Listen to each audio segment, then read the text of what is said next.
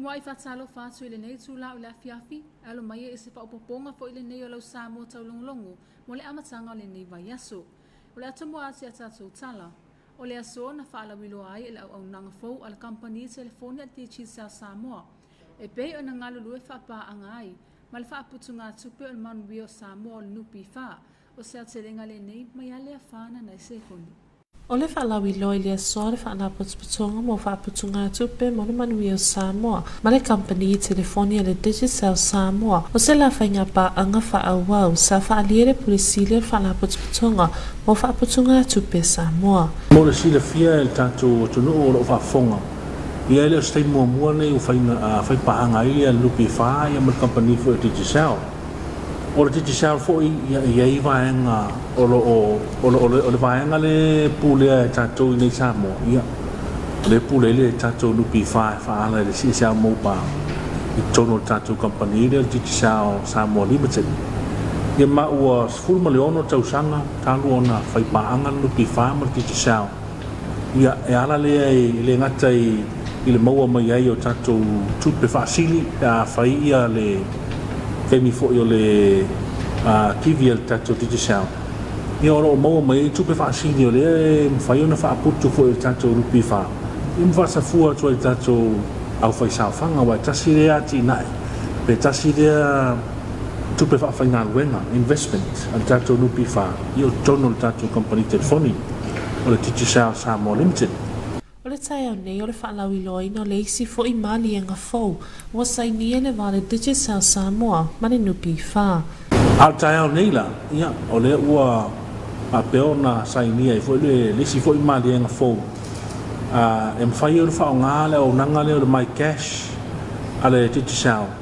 ia e mauai pe e a fo e mwhai fo i le whao ngā e sui whai sao whanga tatou nupi whaa ia e amatalas whamtalanga i tatou matua tausi ia po tatou matua le ua pensione ia le maua latou taigose lau tāla fu i le masina e maua mai le tatou malo ia o le whainga le sa iai ia e tolu ni awala sa whapeo na maua i pensione sa maua i le ngata i so se whaltupe o tatou whaltupe i e wha sa maua i tatou whalemeli ia male vaanga lon tolu sa maua i le Western Union ia al tai au nei la ia fia fo le nganga o le whai whao ngā mai cash o Digicel ia e whasafua ia le whaamanuanga le o pensione mo na i o tatou matua e tauala o na afio mai e pesu mai fo ia tatou whai pensione e le stala i tatou ofisa le i lalo i le whonga wharatasi o nupi whaa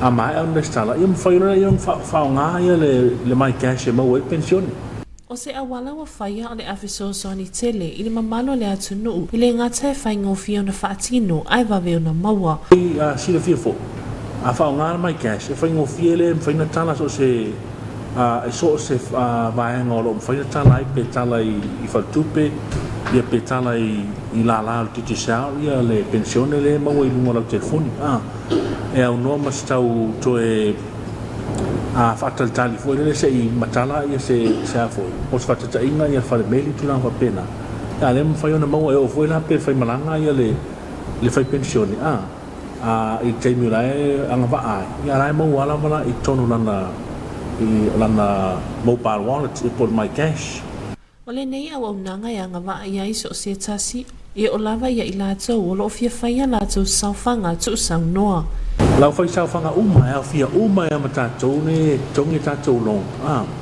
ia o leo mwhai ona tongi lau entitled tongi lau short term lau vehicle loan lau investment loan so o se ko i ngā loan ngai ke loan le nupi wha ia leo mwhai ngā whai payment ni whao ngā ia le my cash lea i le ngata fo i lai loan a whapea oe o lai fia whai sauwhanga fo i le tu sau noa voluntary contribution ia mwhai fui whao ngā mai cash e whai lau voluntary contribution ule hao e pola alau amount e te mana o e transfer wai paual me mana o mio le la umona demonstrate tatu lea o lau nupi wha number ia pe whai lau long pe whai sau whanga tu sau noa tu ranga whapena a whape fwoi na whafonga mai tatu au whai pesinisi o e ananga luenga ia a whapeo nei a wai a mai e tonu tato schedules fo ie ia tasi le wala le fu fai ona fa nga i toni mai sa fanga la fa ngan e lima sene le totonga ni nei au unanga i taimi uma e whaangai nai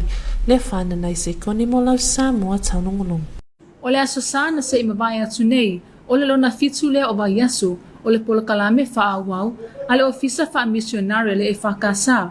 Mo le aso sa lona lua fo i lea, o le nei pola kalame mo le motutele i sa la whai, le a whana nei se kone mo se tatu report. O le aso sana te imawai atu o le aso salo na valo le polo kalame wha asolo i tua. A le ofisa wha misionare le e kalesia wha apotipotonga Kerisiano Samoa. O se wha maite le e whakasata wana atu le ofisa wha misionare. E wa awa anuai manisio matanga luenga. Bel matanga luenga leo, matanga luenga soifua malo loina. O le ofisa o tine ngu. Wa lava le una ia lua malo si o tato watu nuu. Ia walo pui nga mo le COVID-19 se fulu maleiva. O le pulenga nga ngai fo maunga sa wha atau taiai le neia o onga masa ta ita ia le susunga le faifi autoe ina ya tani elu api neru. Ewi lava ina ua toi fo isa moa le tatala ino sa mababao sa iai ai sili lava le puipuia na ilo le tautonga fitia. O se awa noa le leiu mawhaio na mawai se malamalama lau tele ia wale mo moli atu wai se fe au tawa mo sui awai. Ai o se awa noa faa auro faa soa mai ei fo isusunga i faa fia ngainga. Iwa ainga nei tu faa lianganga na ia lava tau soa i pesi o tato watu nuu iso o se taimi. Ai mai se lava i le nei vai tau i le onga a fianga o le COVID-19 se funu mareiva. Le whana nei se koni mo lau Samoa taunongolong. O loo whaatau tai nei e matanga luenga wa onga ta alonga manga nuu, se awa onga ta awa mo whai a onga, a wale awa awina o le silafia, i le tūlanga tau sauwanga o loo a fiai le atu nuu, o se atelinga le nei o le report. O loo whaatau tai nei e matanga luenga wa onga ta alonga manga nuu, se awa onga mo whai a onga, e awa awina ai mawhaatala noa ina nisi a wala e whaasanga i pui ngota mai ta i mawhanau, mai sauwanga i tatonu a inga. Sa te salalo ia le nei mafutanga whale awa onga, i le saunuanga al minista wa onga fionga se ula yuane tua au. Le ana saunua i le tāua o nei mafutanga whale awa onga, o se vahenga onga luenga whaipea, na matalia e le Spala Initiative, e ve sosoani ai i le puipuia o tama i ta i mawhanau mai sauwanga i tatonu a inga. O le sini au tu o le nei wha moe, o le whausia lea o ni anga wa au whaia o ngamal au whainga luenga, mo o le wha alele ia tili lula tau malamalama i tūlanga o ainga mawhanau. Ma le mawaina lea o to mai i tala whea ngai, e whengalinga lea e ai mawhanau ma mataala i nufuanga e whasuota i ai mo le puipui ngalau tele. O le awhionga ia se ula yuane, e whai masuia na malo Samoa e whaafetai le UN ma le EU, mo lo la tūlanga lango sua whaipea i nei polo kalamen matanga luenga. Ina ia avesea se itu a inga sawanga whaasanga i whanau matama itai. Na tā ua se ule whapea, ili avea ai mawhaia onga. E le tatau ona tātou amana i eina tamaitia onga wa afia i soritu la fono. O loo mawhatia i te tonu o potu wa onga.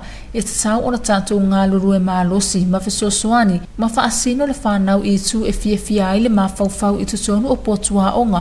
Po ni wha mālosi tino mata alonga i wha fia ai.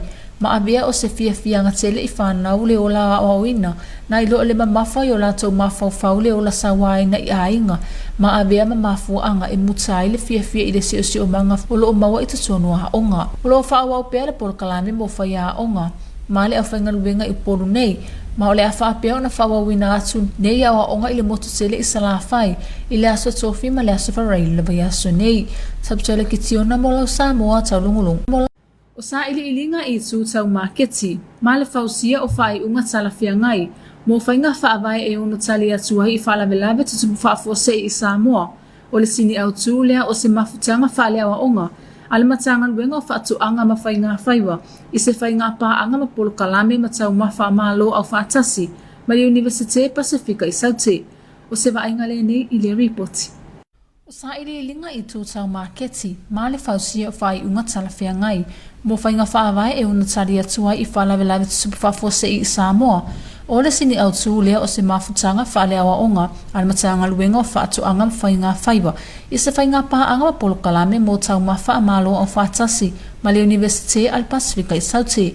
A o whianga i ai le Pasifika ma le tele o whalawelawe tusupu whaafose i, o le tau ma a whianga o COVID-19 ma le iwa, Ma avea mafuanga e whaatupula ia ile le saunga le mu o mea ai mai tūtau whaatuanga i lalolangi o le afuanga lea o lea ai o se manatu. Ina ia whaatino ina nisi o whaatinonga o i tūtau maketi i tutonu le atunuu mani au wala mo le saunga le mu o mea ai matangata i le whaatino ina o nei polo kalame e au fia ai whainga whaavai ma le saunga le mu ma le manu pui pui alau tele. O ia awa onga whapitua sa awai ei nisi o ofisa o malo i tūtau le loto i whale wala putuputonga lau tele. Pulio maketi le malo o la alaso upali UN. E wha moe moe, e wha atu ina se whainga mata i tuina. Mo whasuia ingo le tau wha apea fo i mai tūtau maketi. Na wha mamafa il pulisila mtanga luengo whatu angam whainga whaiva ti la fono David Hunter i lana saunuanga i wha apea. I nei taimi whainga tā maa whiango le tau. Ai mai seo le tele o whalawalawe supu whafo se i le alulangi. E tā wa tele le ngā lulu e whaatasi moni a wala ma metotia e ao ina whausia. E whaonga ai tūtau te kunolosi. E whasosoani lea i leo ina mai o whaamaumongu ma whaamatalanga. E winga e tūlanga o le saunga le mua tau mawha i Samoa. O maketi whaapitunu o le ata pito sili lea o na tāu o tūlanga saunga le mua tau mawha. Aso o se atunu. E ala i nesu e suenga tāu a mau ili ilinga o maketi. E mawhai ai o na tātou longo ina whainga whaavai. Pui puinga whaanga so tai atangi ai ma na o ngotangata. Ai me se lava pe a mai a whalawelawe. Na tui nā tufoi e whalapatpatonga le lua se fulu tablets i le matanga luenga o whatu angam whainga whaiva. E whamalosi ai le to mai i le au e no o whaamaunga whaafwainu mera. E whaingofi ai au wala o le pūlenga o le whaamaunga matanga luenga. Tau taile ki tiona mo lau Samoa tau lungulungu. Ma le a whaia sina tatou malolonga pupu o na tūtaliu mai lea mo ngana wha Britania. We're going to have some short commercial break, then we'll be back.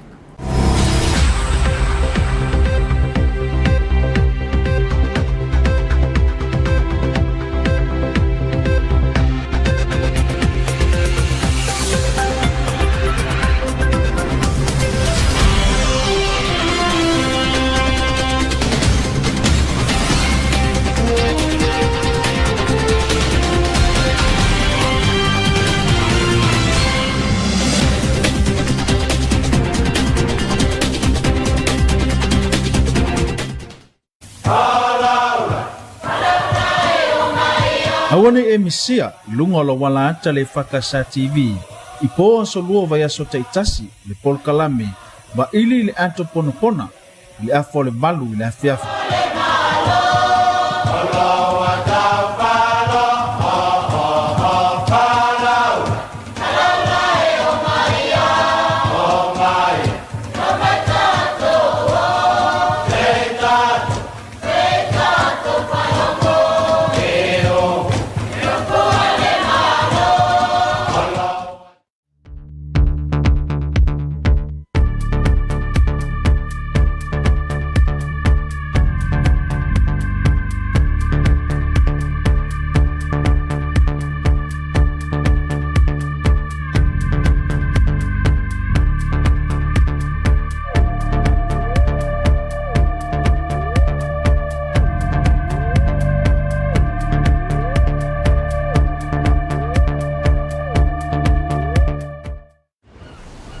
Dear Luke, we fell in love so quickly. I figured I'd write you and fill in the gaps that we didn't have time to fill. Here's what you need to know about me. Music is my everything. But every time I sit down to write something, all my medical problems get in the way. Dear Cassie, I'm a third-generation Marine. I thought that by enlisting, I could earn my dad's respect. Now that I'm actually here, I'm doing it for me. My dear husband. My darling wife. If we do this, we have to make this look normal, like a real marriage. Gives you a year of free health insurance. Act like we... Like we like each other. like, love each other. Be safe out there.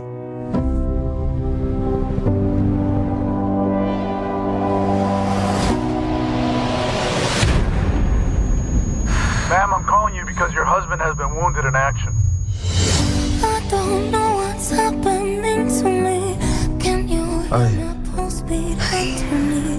Words are We gotta keep it together till I get back up my feet. This isn't what we agreed to. Letting my fears show, Let's just get through this. letting my tears go. I love the way you look at him. Just so real. Damn it, I hope you come back home. You don't believe in love?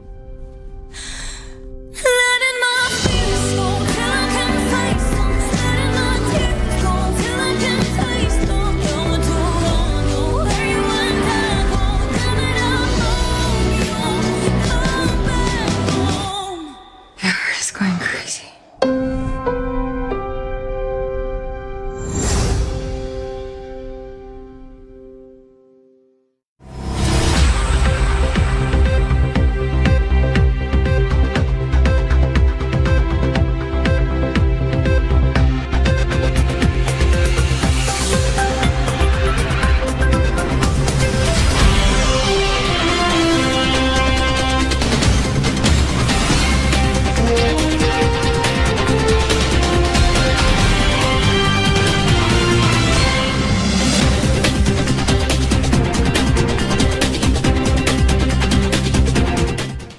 Good evening and welcome back to another edition of your TV2 News for tonight.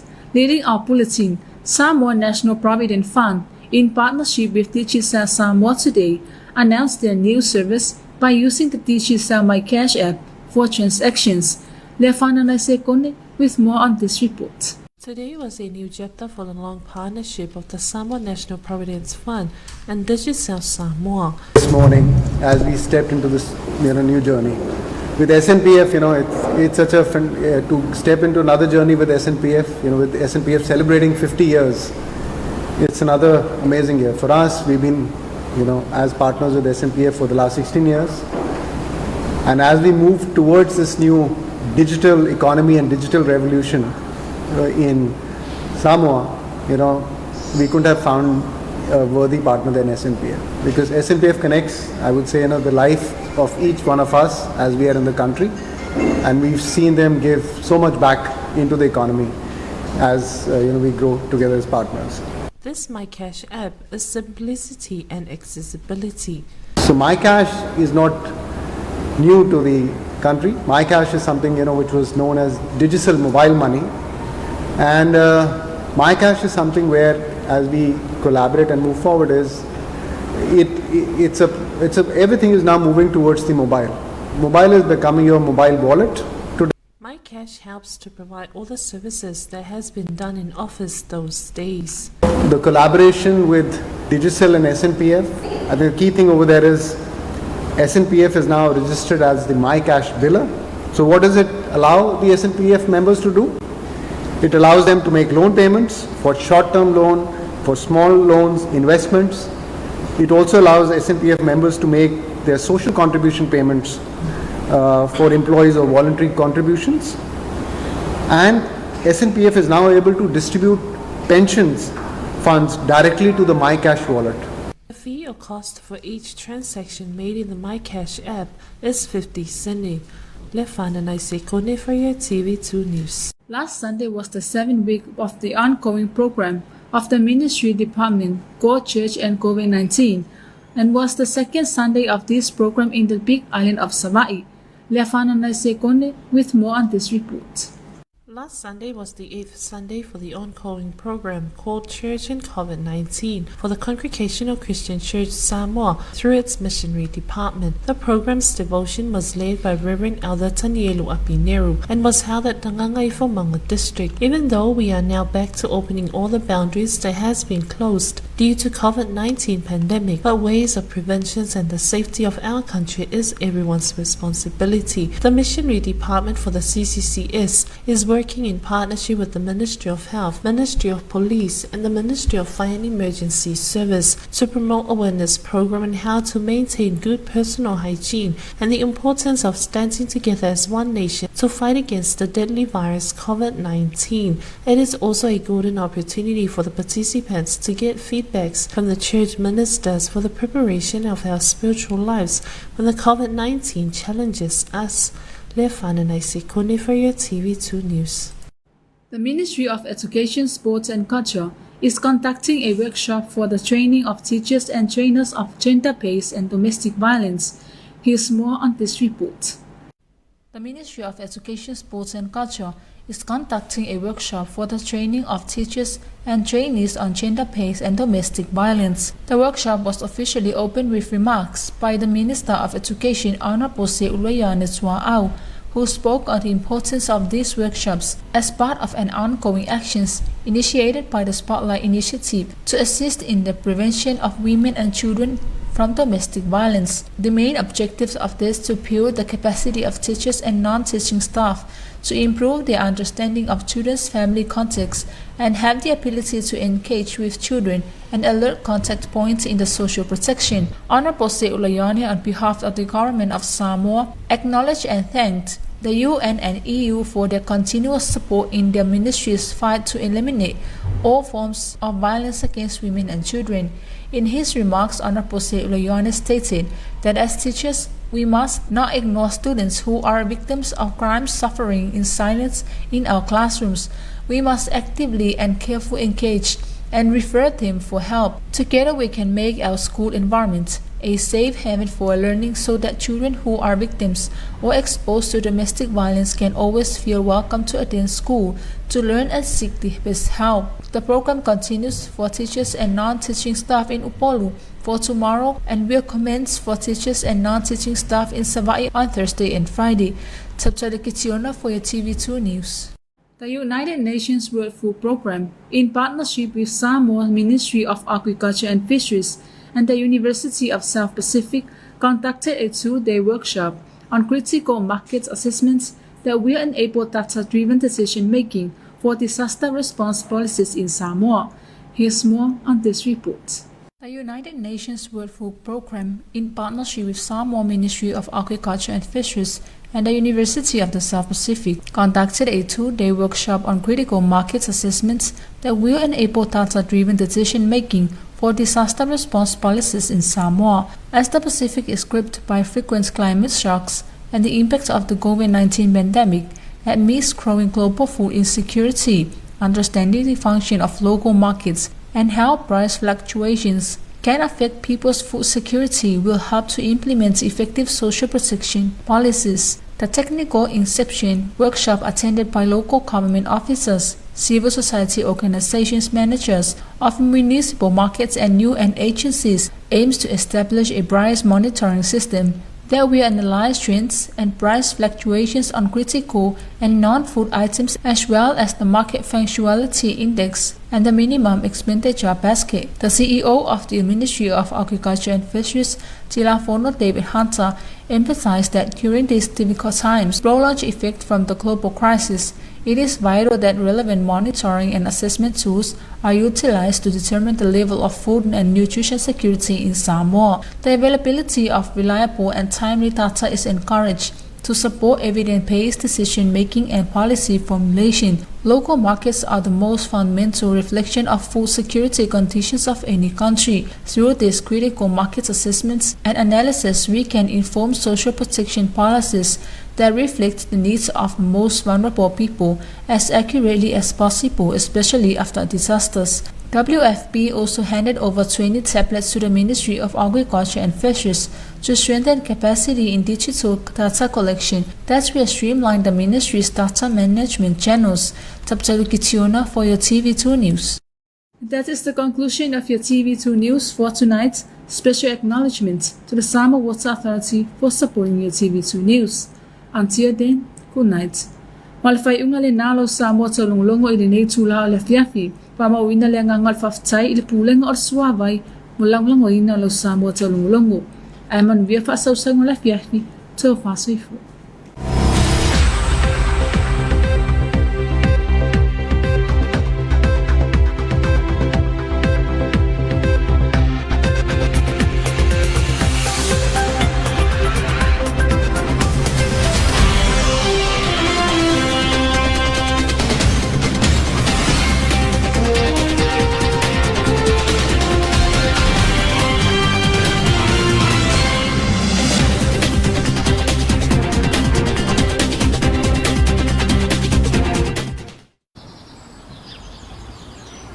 Tama, e iei se mea whale tonu lau pili. Aia. O ke lea lea maka o pili ma singal ngi. E ono mafua ona iei ni liki tu tonu lo whanua. Ea? E mawhai ona siaki whanga aina lea lau mita.